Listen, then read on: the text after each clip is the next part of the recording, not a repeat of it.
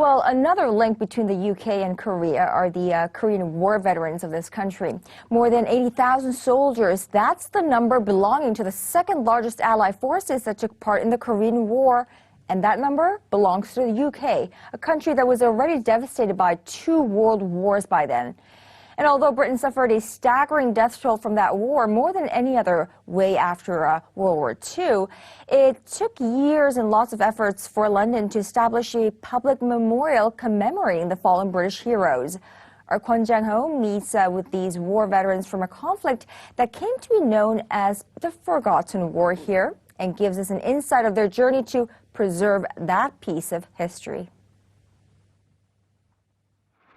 On June 25, 1950, North Korean forces crossed the inter-Korean border and started a war that would last just over 3 years and leave hundreds of thousands dead on both sides. South Korea was backed by members of the United Nations, and Britain provided the second largest foreign force, sending over 80,000 troops. And yet in Britain, it's often been called the Forgotten War, a conflict that seemed to have left little impression on the British public's conscience, coming so soon after 2 world wars. The public had been fed up with war itself. There wasn't the television coverage or the media coverage like there is nowadays. So it's understandable, I suppose, that it was what we'd call the Forgotten War. Sergeant Alan Guy served in the Royal Army Medical Corps, and he arrived in Korea in 1952. He spent the next 20 months providing medical services to his fellow soldiers and trying to alleviate disease and injury. But when he returned home, he found few who cared. Arrived in the middle of the night. There was nobody there to greet me. I went to the local, there were no buses. I lived 5 miles from the railway station. I went to the local police station and said, "Can you help me to get home?" And they said, "No, you're a soldier, walk."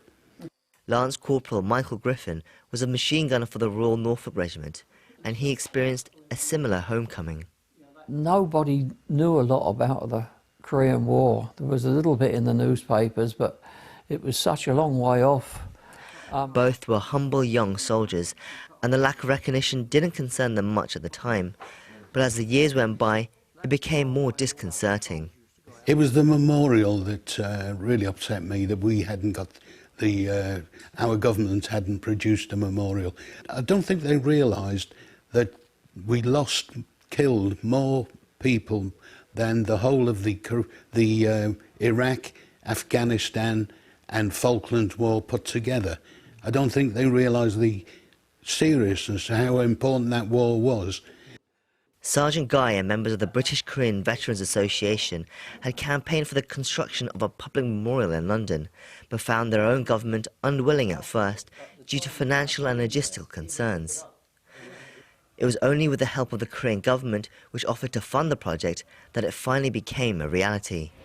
This monument was erected in 2014, 61 years after the end of the Korean War. London was the last capital city to establish such a memorial among the 16 allied nations that had fought in the war under the UN flag. The monument was also a symbol of Korea's continued recognition of the service and sacrifice that British troops had made, so the war would no longer be forgotten. For Sergeant Guy and Lance Corporal Griffin, it was a dream come true and a confirmation that their efforts had not been in vain. The South Korean people have rebuilt a country that was devastated by war and turned it into one that is a world leader, and that, in itself, is a lasting tribute to those that made the ultimate sacrifice during the dark years of 1950 to 1953.